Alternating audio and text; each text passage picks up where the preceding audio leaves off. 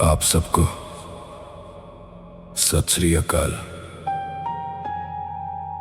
अस्सलामु अलैकुम, नमस्ते।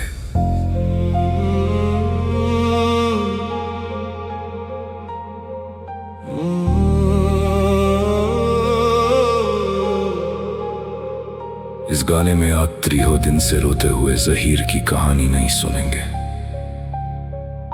आज आपके सामने आएगा एक ऐसा खौफनाक सच जो आपके पैरों तले से जमीन खिसका देगा। जमीन खिसका देगा, जमीन खिसका देगा, जमीन खिसका देगा। मौत सबके लिए जिंदगी भर का एक सबसे बड़ा गम होती है, मगर इस परिवार ने अपने इकलौते बेटे की मौत को गम नहीं, एक मौका समझा। चिता की आग ठंडी नहीं हुई थी और वहां मातम नहीं, इंसानियत का नंगा नाच शुरू हो गया। नंगा नाच, नंगा नाच, नंगा नाच, नंगा नाच। मैं सिर्फ वही बोलूंगा जिसका असली सबूत अगले ही पल स्क्रीन पर पेश करता रहूंगा। नंगा नाच, नंगा नाच, नंगा नाच, नंगा नाच।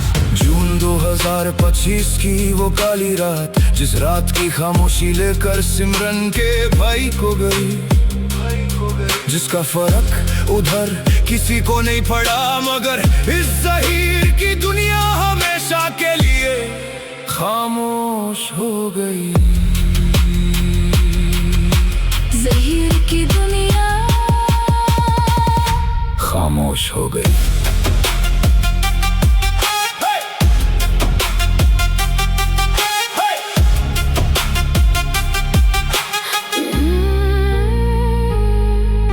उस वक्त तक सब कुछ बिल्कुल ठीक चल रहा था। हमने अपनी शादी का सच उन्हें बता दिया था, उन्होंने हमें अपना लिया था। रोज फोन आते थे, रोज बड़े बड़े वादे होते थे, रोज हमें पंजाब आने के लिए बोला जाता था।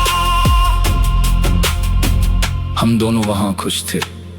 सिमरान ने तो शॉपिंग की पूरी लिस्ट तक सोच ली थी कि क्या क्या लेकर जाना है। घर जाने की पूरी तैयारी चल रही थी, घर जाने की पूरी तैयारी चल रही थी। मगर उस काली रात को बाप के पास खबर आती है कि उसका एक लौता बेटा अब इस दुनिया में नहीं रहा।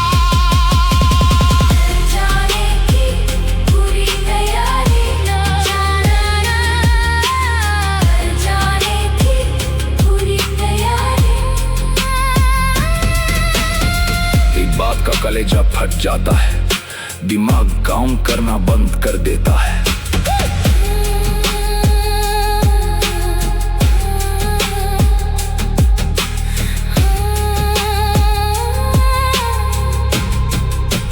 मगर इस कांडूबा को मौत की खबर में दर्द नहीं, ऊपर वाले का दिया हुआ एक मौका दिखा, मौका दिखा, मौका दिखा। परिवार का दिमाग चालाकी के खेल में लग गया, चालाकी के खेल दिमाग लगा, चालाकी के खेल दिमाग लगा।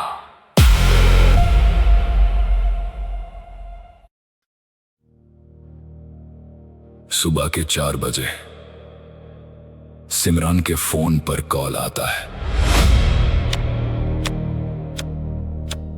बाप रोता नहीं है, बाप चालाकी से दिमाग चलाता है। राहुल का एक्सीडेंट हुआ है, ज्यादा मार नहीं लगी, पर तुझसे प्यार है ना, इसलिए याद कर रहा है। ज्यादा मार नहीं, प्यार है ना, याद कर रहा। पुत्र, सिमरन को अकेले भेजो 1 हफ्ते के लिए। राहुल को अभी शादी का पता नहीं है, अचानक पता चला तो ठीक नहीं होगा। तुम बाद में आना, अकेले भेजो, बाद में आना, अकेले भेजो। और मैं बेवकूफ जहीर मान गया, और मैं बेवकूफ जहीर मान गया। देखिए ये स्क्रीनशॉट, इसमें सिमरन के निकलने से पहले कैसे मुझे कॉल्स पे कॉल्स किया था, और मेरे हर मैसेज का तुरंत रिप्लाई, और टिकट बुक होने के बाद बोला जैसी फ्लाइट टेक ऑफ होगी कॉल करना मुझे। और जैसे मैंने बोला और सिमरन निकल गई, अब देखिए ना कॉल का रिप्लाई ना मैसेज का। स्क्रीनशॉट नंबर 2 देखिए, Air India Express I6 store, मुस्कान से दिल्ली, जून 30 रात के 10:03 PM को फ्लाइट हवा में उड़ती है। मेरा होश उड़ रहा था कि आज दिन अपनी बीवी के बिना कैसे रहूंगा। जैसी सिमरन चेक इन करके अंदर गई, मैंने बाप को कॉल लगाया, पापा सिमरन फ्लाइट में बैठ गई है। और वहां से उस बाप ने अपना असली नन्हा रंग दिखाया, बोलता है पुत्र मैंने इसलिए बोला था कि सिमरन के निकलने के बाद कॉल करना। राहुल नहीं रहा, राहुल मर गया। मेरे पैरों तले से जमीन खिसक गई। सिमरन अपने भाई को जान से ज्यादा प्यार करती थी, वो ये सदमा अकेले बर्दाश्त नहीं कर सकती थी। मैंने रोते हुए कहा पापा मुझे पहले क्यों नहीं बताया, मैं साथ आता उसे संभालता।